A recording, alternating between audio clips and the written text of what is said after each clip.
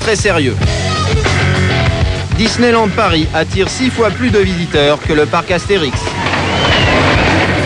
Et ici aussi, on applique la même recette, mais avec beaucoup plus de moyens. Chaque manège est un produit maison. Voici le dernier en date, Space Mountain, un grand 8 qui simule un voyage dans l'espace. C'est l'attraction star du parc. Elle a été entièrement conçue par Disney. Comment mettons au point un tel monstre? Chas McEwan est ce qu'on appelle ici un imagineer. Ça n'est pas dans le dictionnaire, mais ça veut dire que son boulot, c'est d'imaginer. Et c'est lui qui, avec d'autres, a conçu Space Mountain, dans un but bien précis. Lorsqu'on a construit Space Mountain, on pensait à un public bien particulier.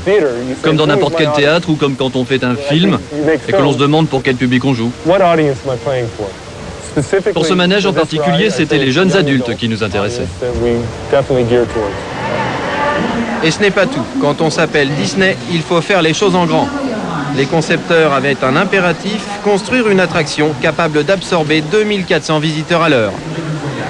Alors il a fallu dessiner une véritable station de chemin de fer, avec chef de gare, poste de sécurité et contrôleur en uniforme. Cette lumière rouge, c'est le signal du départ. Il y en a un toutes les 36 secondes.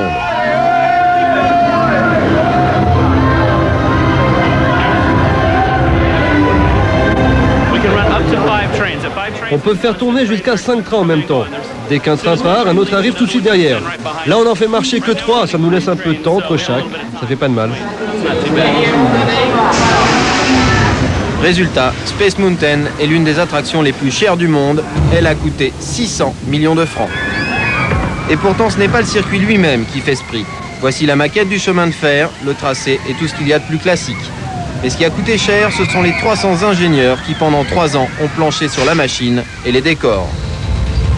Et des dépenses, il y en a encore eu après sa mise en service. Il a fallu modifier l'équipement, car il y a quelques petits détails auxquels Disney n'avait pas pensé.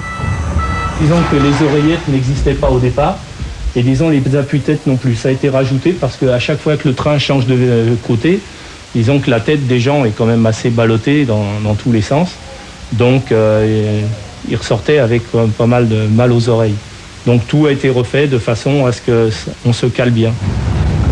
Des attractions comme ça, il ne s'en vend qu'une trentaine chaque année. Le plus souvent, les parcs conçoivent les manèges, mais la fabrication se fait ailleurs.